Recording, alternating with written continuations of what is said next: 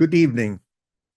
Last week, our doctrine team had an on-site meeting and we look into the subject of politics. So ito po yung this is my objective today, to present to you a framework, to provide a place where you and I could look at politics from a biblical standpoint so that we could be free. We don't need to be entangled by the way the world does politics, but we could truly be free to engage with the world as representatives of Jesus and also accomplish God's purpose in calling us to our society. You see, to withdraw from society was never an option that God gave to his people. God says, they do not belong to the world, but they are in the world. Therefore, Lord, protect them in the world. Therefore, I want my disciples to be in the world and to really share the gospel to the world. Yan po yung gusto ng ating Panginoon, that we become salt and light in the world. So, where do we get the power to serve as salt and light in the world? That's the challenge for us today. And let me share po yung four myth of politics that the world and especially Christians look at. No, even Christians, not especially, but kahit mga Kristiyano, ito rin ang paniniwala ng karamihan. And every one of these myths needs to be discarded. We need to discard them and replace them with political realities. But let me just read them. The first myth that has caused a lot of pain, heartaches, and headaches, and loss of friends being canceled by others, is this idea that politics are of first importance. People sometimes think na sobra ang halaga ng politics, therefore they have to be engaged in it. The second myth about politics is that politics are of no importance. Now, this is the opposite naman. Na, yeah, we're Christians. Our role is to preach the gospel and have to do no, don't do anything. Don't be engaged in the world. It's a lie. No, that this is not what God wants. God wants us to responsibly and wisely and missionally engage with the world. So fake news, itong politics are of no importance as the first one was. And the third fake news, the third lie, the third myth is that my political views are clear and right. Now, this is the view that assumes na what I think about my party, my candidates, what I think about the other party. I am so right about it. Parang we don't see the possibility that we might not understand why do they support this candidate, why are they speaking the way that they speak, where are they coming from. And that's why it's really dangerous when you begin to think that you know everything, that you have the answer to everything, that your views are completely right and beyond any doubt na tama siya. So we have to discard this myth as well. Now, the fourth one is this assumption, whatever candidate I choose, I will responsibly, I will do diligence in studying, praying as to the kind of party and candidates I will vote in the elections. And I am believing that they will be, that the party I will support is God's party. Of course, the other party would be different. They belong to the opposition, to the enemy party.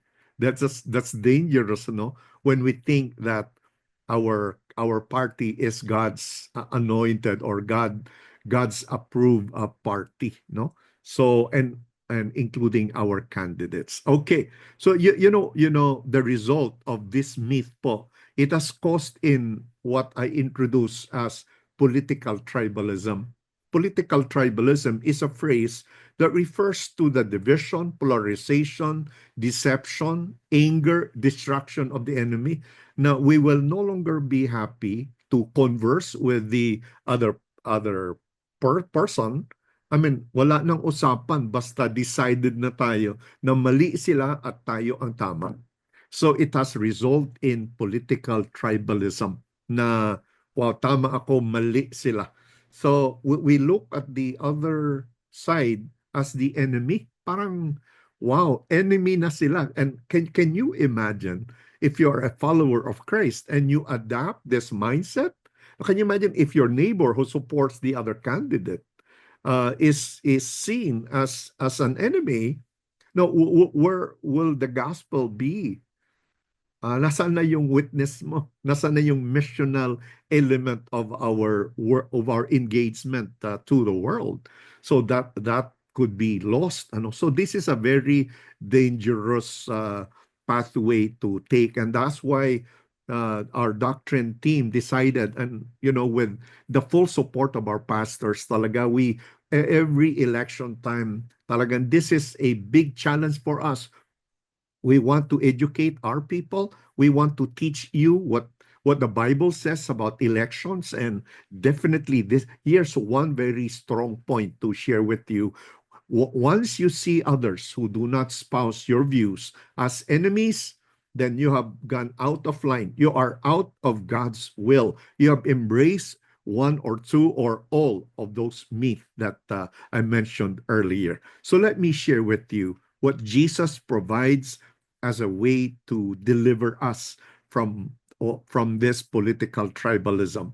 And the first passage po that we will look into is the first passage was John chapter 18. Now, the story po na chapter 18 is that, yes, si Judas has already betrayed Jesus, and now the soldiers, the temple workers and soldiers, servants of the high priest and some soldiers, they were out to take Jesus. They went to apprehend Jesus. Huhuliin nila ang Panginoon. But once they got into where Jesus was, they asked him, "Are you the one we're looking for?"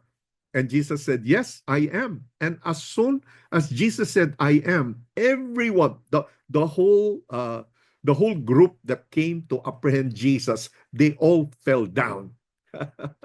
Powerful. I mean, Jesus is showing, or John is saying, that Jesus could not have been apprehended unless he wanted to be caught, no? Nagpahuli ang ating Panginoon. But Peter was also there, and Peter has yet to fully understand what it means to engage in politics. And so si Peter po, he took out his sword and defended Jesus by attacking one of those who came to apprehend Jesus, si Malchus po, at tinaga niya. He took his sword at tinaga niya, and he took out the ear of Malchus. And you know what? Jesus rebuked Peter, and Jesus told Peter, "Peter, that is not the way the kingdom that I brought with me works. No, Peter, that's not the way." The word kingdom, by the way, Jesus said, "My kingdom is not of this world." Jesus said that his kingdom, yes, he brought the kingdom uh, into the world. His coming brought into the kingdom of this world. Mark is very clear about that. Or John the Baptist was very clear that the coming of Christ, the coming of the one he came to introduce to the world, is the beginning of the invasion of God's kingdom in the world. The good question is, ano ba yung kingdom of God? The kingdom of God in Scripture really refers to the redemptive rule of God. Redemptive rule. Isang paghahari na nagliligtas, nag-aayos, paghahari na nagpapatawad, pagliligtas na nagbibigay order, pagliligtas na uh, the a rule, no, sorry po, a rule that destroys the works of the enemy, a rule that rectifies the effect and the damage that sin and Satan and rebellion against him has brought into the world. Yan po yung kingdom of God. So Jesus has come to correct. No, he has come to save and to bring the new creation into the world. And Jesus is saying, Peter, that is not the way we advance my kingdom. You do not take out your enemy's ear. You do not advance my kingdom by attacking your enemy. So what Jesus did, he picked up the ear of Malchus and and put it back. Again, the power of the king is so incredibly amazing. Not only could they not have apprehended him unless he was willing to be apprehended, but he also displays his creator power. Can you imagine? He just pick up the ear, no, he just and put it back. He just he just reattached it. At ganyan po tayo mga loved ones. Christians in engaging in politics uh, is pictured by what Jesus did. This is how we do politics. The worldly political system. I mean, you destroy your enemy. You paint them in a bad light. You call them bad people. You call them with any name. Yeah, I mean, you want people to dislike your enemies. You want them to you want to put them down. That's the way the world does politics. But Jesus' way of politics and your way and my way of doing politics should be a reflection of how Jesus does politics. We are not in the business of putting down our enemies, because the enemies are the people that Jesus came for to save. The enemies are not really enemies to be put down. They are enemies to be loved, to be cared for, to be witnessed to be shared the gospel, to be brought to the king so that they too could be saved, so that their ears, who are not capable of hearing the Lord, could be reattached and they would hear his words again. That's the way we do politics. So ano po ang lesson dito? A few lessons po. Number one, yung political solution doesn't work. The way the world does politics doesn't work.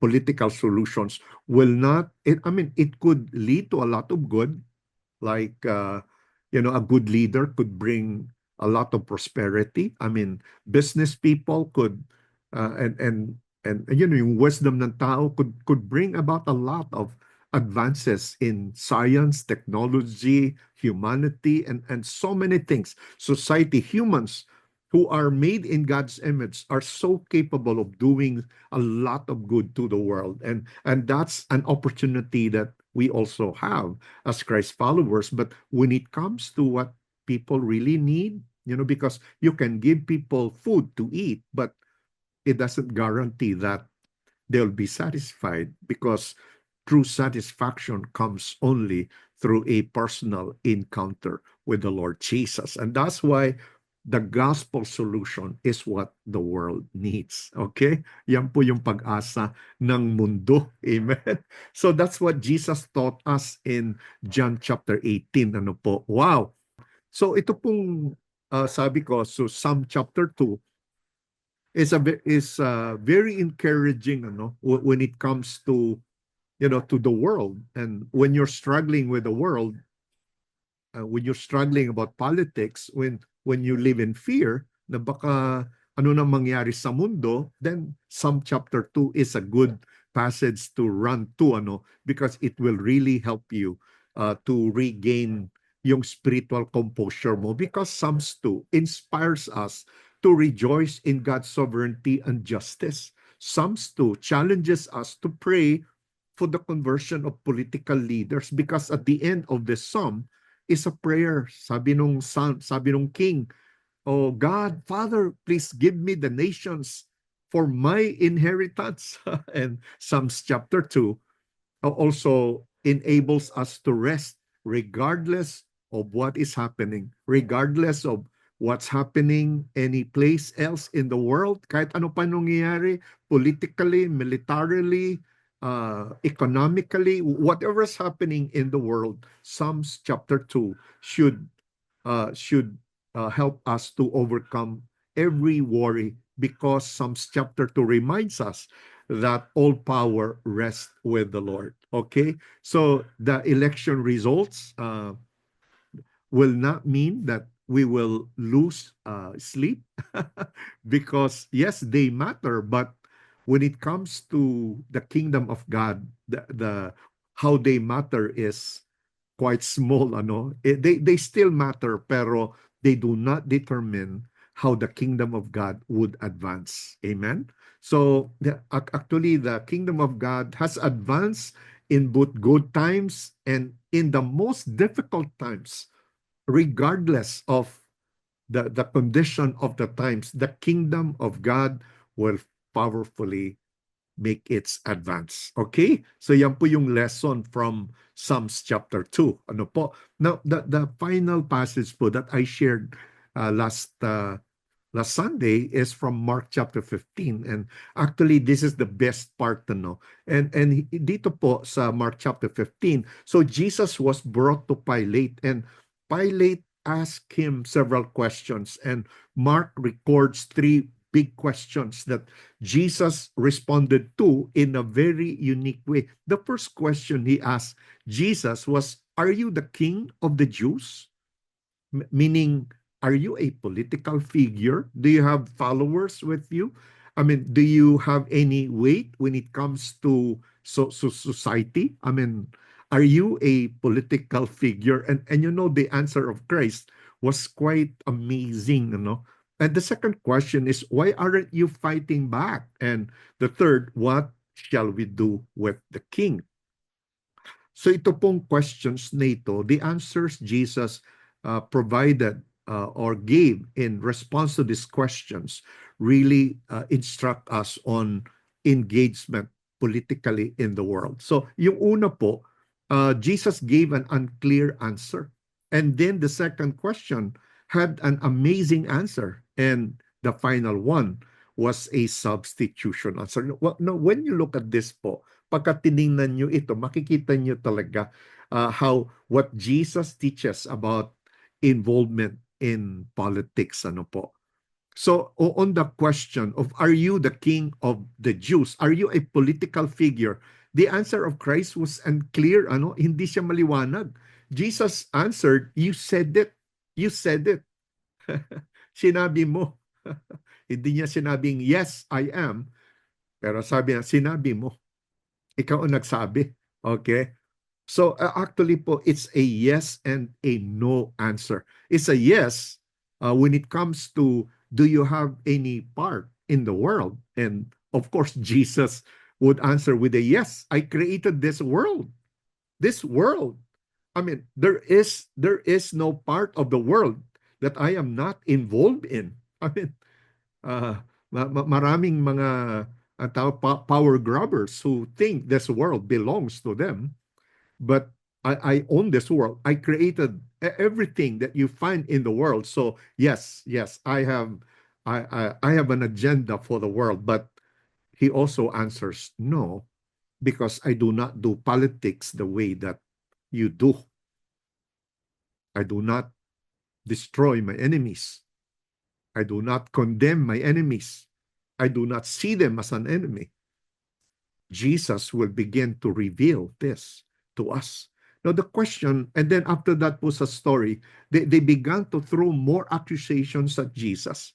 Why aren't you fighting back? Sabi ni uh, sabi ni Pilate, no, gulat po siya. You know, yung silence ni Christ, Jesus said nothing. They were accusing him. They raised one issue here, another raises one issue here. I mean, so many issues are being thrown at Jesus, and Jesus opted not to say anything. And Pilate was really amazed. Kasi si Pilate po is your normal politician na when he is attacked, he will counter-attack. That when the enemy seems to have the upper hand, he will do something to gain or regain the upper hand. He will not allow himself to lose the argument. He exists to win. Winning, yan ang kanyang philosophy. I'm going to win. And that's why when Jesus refused to answer, si Pilate po was amazed. Actually, sa Greek po, the Greek word used here is not yung, ano ka ba? Ano ka ba? Ba't di ka sumasagot? It's not like that. It was a wonder and awe na where someone expresses disbelief at the idiocy of someone. Hindi po. But it's a awe and wonder because never in his entire life has he met someone who was not defending himself, who was not putting down his enemy, who was not out there to grab the limelight for himself. No, no. He never saw anyone like Jesus. Ayan. So the next one po is instead of countering the attacks on him, he was laying down his power to forgive his enemies. If when you read the next verses, makikita mo why Jesus would not answer. Na because he will not answer, then Pilate would end, would have to take more steps. And what will he do? Anong kanyang gagawin? Jesus refused the power that destroys others, but takes that power to bring healing and to save others. So the non-answer of Christ, the silence of Jesus was intended to pave the way for his answer, no? For the kingdom of God to advance in the world. Yun po yung gusto ng ating Panginoon. So let me go to the final question. What shall we do with the king? When you read the story po, you will discover that Mark records that on that day, the time of that year, Rome would show parang generosity. I mean, they will show that they are not the enemy because they are going to release a prisoner on that day. So at that time, there was a guy, his name is Barabbas. He is a criminal. He is a murderer. He's an evil person. And so Pilate, I think, was thinking, of course, Jesus, they will choose Jesus. No, so what shall we do with the king? And he was surprised because the religious leaders, they started to campaign, again, using political strategies that are common and familiar. Put down, put up lies, lie to the people, paint the enemy with everything you could, throw everything at your enemy and make them look bad before people. And of course, that ended up with that shout, crucify him. Huh? Gulat si Pilate. You mean you'd rather have Barabbas free? You see this threat? I mean, he's a very dangerous man. Jesus, did he ever kill a man? I mean, did he ever do anything that endangers people? I mean, but the people shouted, crucify him. Alam po niyo itong final question, what shall we do with the king? Really prepares us for the ultimate power and purpose of politics. Because here, they were crying out. The people cried out, crucify Jesus, which meant he would die instead of Barabbas, a rebel and a murderer. He substituted for us all. When you look at that, sabi ko nung Sunday, when you look at the example of Christ substituting for Barabbas, and you make that as your your empowerment, that you will want to follow Christ, who will give himself to danger for the sake of others. I think it's not really possible. Nobody in his right mind would do that, to endanger yourself for the sake of others. I mean, to be killed when you are not guilty for the sake of someone who is so guilty. I mean, who would do that? That would not be right, right? That would not be right. So what changed God's people? Kasi dito po, God is showing us how He can use us in the election, in society. And here is how it works. When you think of Jesus as an example for how to substitute yourself for the sake of others, then that will become a heavy burden that no one could ever carry. But when you begin to see that Jesus took your place on the cross of Calvary.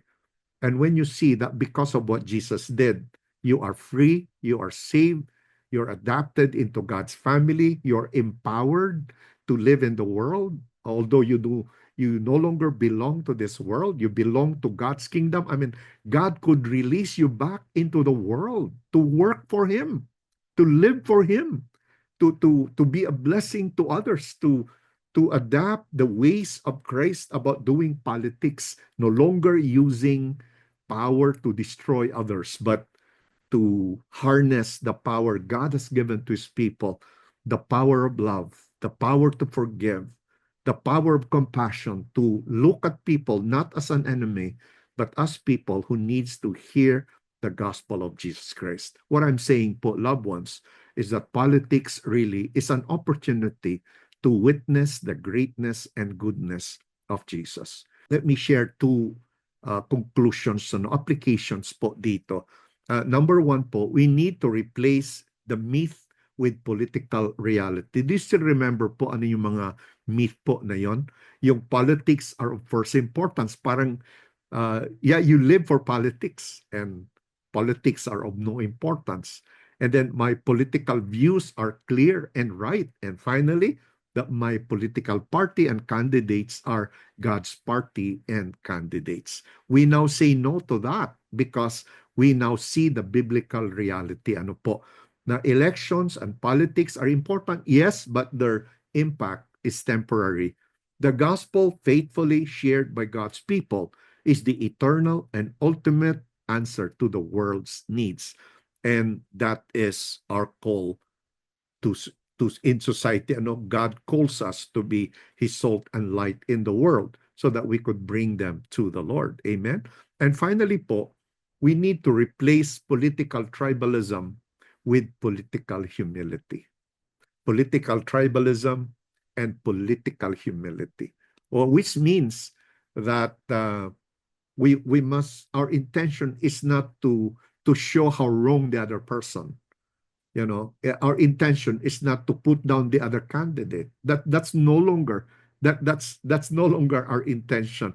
Our intention now is to apply the principle of love, the principle of redemption, the principle of witness, the principle of the gospel, the principle of God's power working in the world, so that through us people will see how good God is. So how does that translate into actions? Number one, we could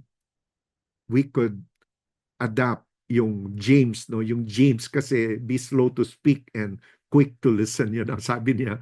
But in light of our topic, be slow to post or comment and be quick to listen and pray. Second, be more aware, be more certain of your failures than others. And don't ever cancel others. Okay? Aminin natin na we do not see everything clearly. And in the world of politics, people do what they do because of a reason. They believe in something, they are convinced of something, and that's why they live the way that they do. They speak the way, they support the candidate that you hate. I mean, because that's how people operate. That's how people live. But these people, remember, are the ones you want to introduce Jesus to. And finally po, be certain of Christ. Admit you cannot be certain about how correct, how important your views are. I mean, to see their limit, and sometimes po yung we think it's the right decision at the moment, after 5 years, 10 years, wow, hindi pala yung tama, no? Hindi pala yung tama. And the only certainty that we have is the one to who said, the heavens and the earth will pass away, but my words will never pass away.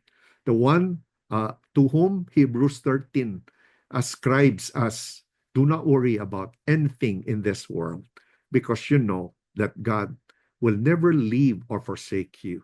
And how could you be sure of that? Well, because Jesus is the same yesterday, today, and forever. God bless you. Thanks for for joining with me today, and I pray that you have been blessed by our teaching this evening. Please join our team, no, in the conversation.